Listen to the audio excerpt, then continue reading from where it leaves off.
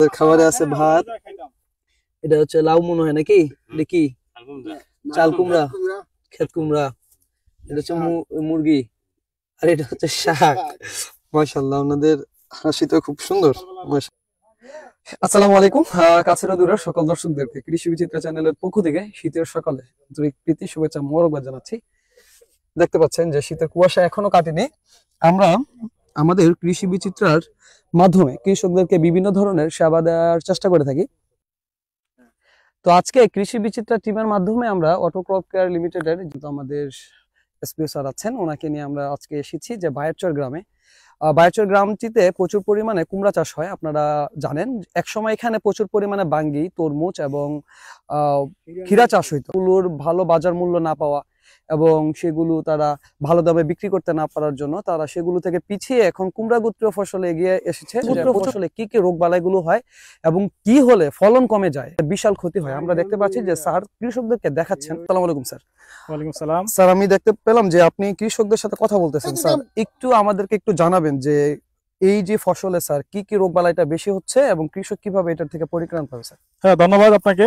আজকে আমরা আসছি কুমড়া জাতীয় ফসলের মিষ্টি কুমড়া একটা বড় একটা প্রজেক্টে, যেটা হলো মিষ্টি কুমড়া একটা বড় বেল্ট। আর আমরা কৃষকদের সাথে কিছু কথা বলছি, আরো কিছু এর আগেও কিছু কথা বলছি। এখন মূলত যে সমস্যাটা হচ্ছে এই ধরনের একটা রোগ, এটাকে আমরা বইয়ের ভাষায় কি বলি? মোজাইক ভাইরাস রোগ। মোজাইক ভাইরাস আপনারা জানেন? মোজাইক ভাইরাস এটা মোজাইক ভাইরাস জনিত একটা রোগ কুমড়া জাতীয় ফসলে। এই এই রোগটা হলো খুবই ডেঞ্জারাস আপনার রোগ, যেটা হলো মোজাইক ভাইরাস। এটা ভাইরাস জনিত একটা রোগ, ঠিক আছে? এই রোগ থেকে আপনি যদি পরিত্রাণ পেতে চান, সেক্ষেত্রে কিছু কিছু নিয়ম আপনাকে ফলো করতে হবে। যখন আপনি শুরুতে দেখবেন এত বড় একটা ফিল্ডের ভিতরে এই ধরনের রোগ, যেমন হলো আপনার কিছু কিছু সবুজ, কিছু কিছু হলুদে বা সাপ সাপ, বা আমরা ভাগের চেহারার মতো দেখি আর কি, বিশেষ করে এই জাতীয় একটা রোগ। এটা আমরা কয়েকটা ভাবে বুঝতে পারবো এটা মোজাইক ভাইরাস কিনা। যদি মোজাইক ভাইরাস হয়, তাহলে মোজাইক ভাইরাস কেন হয় বা কিভাবে হয়? এটা একটা জীবাণু দ্বারা হয়, এটা ভাইরাসের একটা জীবাণু দ্বারা হয়। এটা যখন প্রথম যখন দেখা দেয়, তখন আপনার পাতাটা উপরের দিকে হলুদ বর্ণ হয়ে যাবে, উপর দিকে কুকড়ায় যাবে। যে উপরের দিকে যদি কুকড়ায়, সেক্ষেত্রে এটা মোজাইক ভাইরাসের একটা লক্ষণ। পাশাপাশি আরেকটা লক্ষণ হতে পারে, সেটা হলো থ্রিপস পোকার একটা আক্রমণ হতে পারে। আমরা বিশেষ করে মোজাইক ভাইরাস বা এই জাতীয় রোগ যদি হয়, সেক্ষেত্রে অনেক সময় কুকড়ানো ভাবটা দেখি। যদি নিচের দিকে কুকড়ায় যায়, যদি মানে এই পাতাটা যদি এইভাবে কুকড়ায়, তাহলে আমরা কি ভাববো যে আপনার এটা মাকড় ধারা হয়। যেহেতু এই পাতাগুলো উপর দিকে কুকড়াচ্ছে, এইভাবে যেহেতু কুকড়াচ্ছে, এটা একটা থ্রিপস পোকার আক্রমণে আপনার এটা হচ্ছে। থ্রিপস পোকার আক্রমণের কারণে আপনার মোজাইক ভাইরাসটা আরো দিন দিন বেড়ে যাচ্ছে। আমরা যদি এখন থেকে যদি এটা যদি আমরা প্রতিকার না করতে পারি, আমাদের যে এই পুরা একটা জমি, এটা আস্তে আস্তে বেড়ে যাবে। যেমন আজকে এটা হচ্ছে, কালকে ওইটা হবে, হ্যাঁ, পুরা খেতে হয়। তার মানে কি করতে হবে? ভাইরাস যেহেতু রোগ, ভাইরাসের কিন্তু আসলে মূলত কোনো ট্রিটমেন্ট নাই। আছে? ভাইরাসের কোনো ট্রিটমেন্ট নাই। এটা ট্রিটমেন্ট হইলো, যদি আপনার এমনটা হয় একটা দুইটা গাছ যদি দেখা যায়, সেক্ষেত্রে আপনার এই একটা দুইটা গাছ আপনার উঠায় ফেলতে হবে। উঠায় একদম এখান থেকে উঠায় মাটি নিচে পুঁতে ফেলতে হবে, অথবা আগুন দিয়ে পুরাই ফেলতে হবে। তার কারণ কি? যখন আপনার এই জীবাণুটা একটা গাছের ভিতরে ঢুকলো, এখান থেকে যদি রস শোষণ করে, যেমন থ্রিপস এবং সাদামাছি বা অন্যান্য যে আপনার ছোট যে জাতীয় পোকাগুলি আছে, বা জাপ পোকা, এই ধরনের পোকা, যেমন বিশেষ করে আমরা যখন লাড়া দেই, তখন কিন্তু কিছু কিছু সাদা মাছি উড়ে। সাদা মাছি এই যে পোকাগুলি দেখা যায়, হ্যাঁ, এই পোকাগুলি যদি মনে করেন এই ক্ষেত থেকে যদি রস শোষণ করে আরেকটা ভালো গাছে যায়, সেক্ষেত্রে ওই গাছটাও আপনার সেম আপনার হলুদ বর্ণ হয়ে যাবে, যেটা মোজাইক ভাইরাসে ধারণ করবে। তার মানে কি, এটা থেকে পরিত্রাণ পেতে হলে আমাদেরকে মূলত প্রথমেই যেটা করতে হবে, সেটা হলো এই পোকা যাতে রস চষে অন্য গাছে না যেতে পারে, সেক্ষেত্রে পোকাগুলি দমন করে রাখতে হবে। এই রোগটা দমন করতে হলে আমাদের 2 থেকে 3টে ওষুধ ব্যবহার করতে হবে। যেটা হলো আমরা থ্রিপস পোকার জন্য একটা ওষুধ, মাকড়ের জন্য আরেকটা ওষুধ। যেহেতু আমরা বুঝতে পারতেছি থ্রিপস পোকার দ্বারা আক্রমণ হয়, যা উপর দিকে কুকড়ায় যায়, হলুদ বর্ণ হয়ে যায়। থ্রিপস পোকার জন্য অটো ক্রপ কেয়ারের একটা পণ্য, সেটা হলো সাকসেসটা ব্যবহার করার ফলে আপনার থ্রিপস পোকাটা দমন হয়ে যায়। পাশাপাশি যে সাদা মাছি বা অন্যান্য যে জাপ পোকা ধরনের পোকা আছে, সেক্ষেত্রে সাকসেসের সাথে আমরা অটোমিটা ব্যবহার করব। তাহলে কি হবে?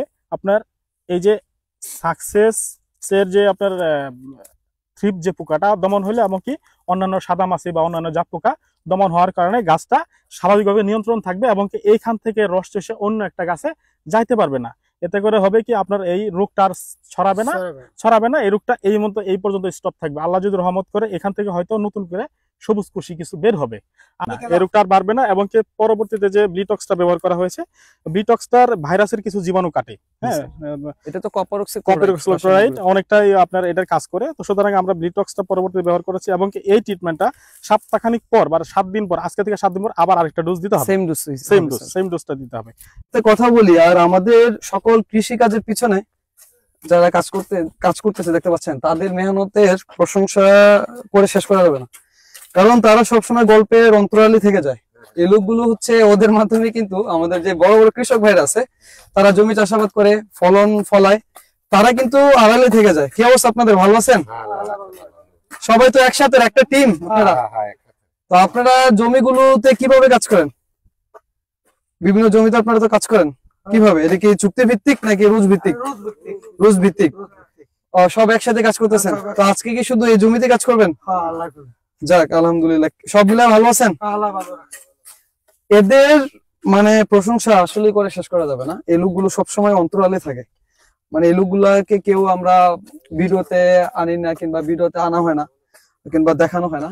ওদের পরিশ্রমের মাধ্যমেই কিন্তু আমাদের ফলন কৃষকরা ঘরে তুলতে পারে, এবং আপনি আপনার খাবারের টেবিলে সেই খাবারটা খুব সহজেই পেয়ে যান বাজারে গেলে। আমরা আরো আগাবো, দেখি সামনে যাবো। আমাদের গ্রামে আসলে দেখা যায় যে আমাদের এই কৃষক ভাইরা খাচ্ছে। একটু দেখি আপনাদের খাবারটা। না, খাবো না। যে এই যে জমি এখন যে জায়গায় আমরা আছি, এটা হচ্ছে একদম কোনারে, একদম লোকালয় থেকে অনেক দূরে। এখানে ওনারা সকালের খাবার খাচ্ছেন মনে হয়, সকালের খাবার খাচ্ছে। আসছেন কয়টায়? একদম সকালে আসছেন? তো এখন যাক, আলহামদুলিল্লাহ। কৃষকদের শরীর ভালো থাকার মূল মন্ত্র হচ্ছে এটি, যে দেখা গেছে যে তারা খুব ভোরে উঠে, প্রত্যুষে উঠে, একদম ভোরে উঠে কাজে নেমে যায় একদম। ওইটা হালকা নাস্তা তো খাওয়া হয়েছে, আর এটা হচ্ছে বাড়ি খাবার। একটু খাবার গুলো একটু দেখাই একটু যদি আসে, যে একদম আমাদের কৃষকের, একদম কৃষক ভাইরা খুব হাসি মুখে মানুষ। যে আলহামদুলিল্লাহ তাদের খাবারে আছে ভাত, এটা হচ্ছে লাউ মনে হয় নাকি, এটা কি চাল কুমড়া, ক্ষেত কুমড়া, এটা হচ্ছে মুরগি, আর এটা হচ্ছে শাক। মাশাআল্লাহ, আপনাদের হাসি তো খুব সুন্দর, মাশাআল্লাহ। আলহামদুলিল্লাহ। খান, খাও না খান, আলহামদুলিল্লাহ। আমরা দেখতে পাচ্ছি একটা জমিতে আগুন লেগেছে। মূলত এটা কোনো আগুন লাগেনি। আমরা কৃষক ভাইয়ের সাথে কথা বলবো। আসসালামু আলাইকুম, ভালো আছেন? ভালো আছেন? ভালো আছি। তো জমিতে আগুন লাগাই দিয়েছেন কি লাগা? এইগুলি ফুরাই আলাই পড়লে কি হয়? ছাই হয়, ছাই দেয়া সার হয়। সার হয়। এই যে আগাছাগুলা, এগুলা তো বর্ষার মৌসুমে মনে হয় জমছে। এগুলা পুড়ে ফেললে কি হয়? জমির যে উর্বরতা বাড়ে, তাই তো? এখন কি করবেন এরপরে এটাতে? মিষ্টি আলু করবেন। কত বছর ধরে জমি করতেছেন? 30 বছর ধরে। 30 বছর, আলহামদুলিল্লাহ। আপনার বয়স কত? বয়স এমন হয় 50-60 হইব। যাক, মাশাআল্লাহ। অনেকে হয়তো ভাবতে পারেন যেখানে আগুন লেগেছে, মূলত আগুন লাগেনি। এটা হচ্ছে কৃষক ভাইরা, এটা হচ্ছে প্রাচীনতম পদ্ধতি। এভাবে জমির উর্বরতা বাড়ে। দেখতে পাচ্ছেন যে জমির উর্বরতা বাড়ার জন্য এখানে ছাই দেখা যাচ্ছে, যে ছাই হয়েছে। এই ছাইগুলো জমির জৈব সার হিসেবে কাজ করবে, মানে ভালো যে জমির। এই যে একটা পোকা দেখছেন, এই যে দেখছেন নেই? তো দেখা গেছে যে আপনার যে পোকার জন্য যেটা, সেটার জন্য কিন্তু সেটা দিতে হবে। একটার জন্য যদি আরেকটা দেন, কাজ করবো না, বুঝছেন নি? মৌমাছিরা এইভাবেই মধু সংগ্রহে ব্যস্ত সময় পার করছে। দেখতে পাচ্ছেন যে ফুলে মধু খাচ্ছে মৌমাছি। এভাবেই তারা ফুলের পরাগায়ন ঘটায়, আর পরাগায়ন ঘটিয়ে এভাবেই প্রাকৃতিকভাবে গাছে ফলন আনতে তারা সহযোগিতা করে। দেখতে আমরা হাঁটতে হাঁটতে আল্লাহ তাআলার প্রতিটা সৃষ্টি হচ্ছে রহস্যজনক। এই যে দেখেন, এত জমির মাঝে প্রকৃতির যে কত সৌন্দর্য, কলমি ফুল। বাচ্চারা আমাদের এখানে এইগুলো নিয়ে খেলাধুলা করে, গ্রামের বাচ্চারা। আর এই ফুল থেকেও কিন্তু মৌমাছি মধু সংগ্রহ করে। দেখতে পাচ্ছেন স্যার কচুরি পানার ফুল নিচ্ছেন। মানে প্রকৃতি আসলেই সুন্দর।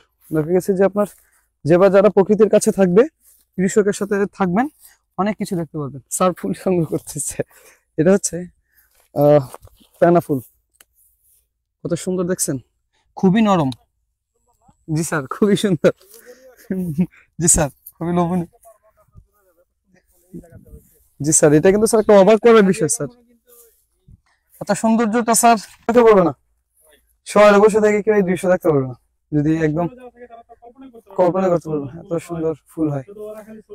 ছবি দিয়ে দেখবে। এই যে স্যার, এই যে সুন্দর প্রজাপতি দেখা যাচ্ছে স্যার, খুব সুন্দর, যে একটা হলুদ একটা প্রজাপতি, খুব সুন্দর একটা দৃশ্য।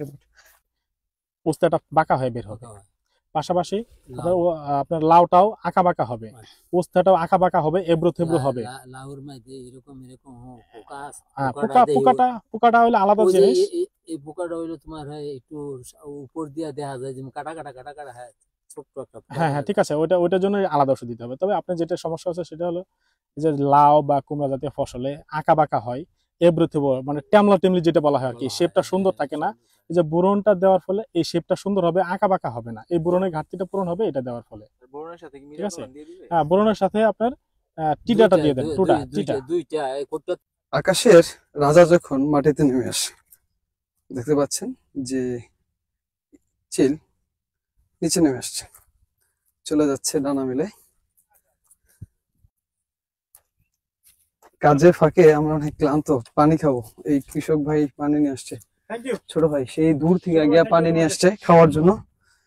এরকম একটা জায়গায় আছি, এই জায়গায় পানি তো দূরের থাক, মানে বৈশা যে একটু ছায়াতে বিশ্রাম করবো সেই সুযোগটাও নাই। এখানে আসলে উপলব্ধি করা যায় যে আমাদের কৃষক ভাইরা কি পরিমাণের কষ্ট তাদের জমিতে করে থাকেন, এবং কি পরিমাণের শ্রম, কি পরিমাণের মেধা, কি পরিমাণের অর্থের বিনিময়ে প্রতিটা ফসল উৎপাদিত হয়। এটা উপলব্ধি করতে হলে আপনাকে অবশ্যই শহরের ব্যস্ততম সেই কোলাহল থেকে বেরিয়ে এসে গ্রামে আসতে হবে, কৃষকদের সাথে মিশতে হবে।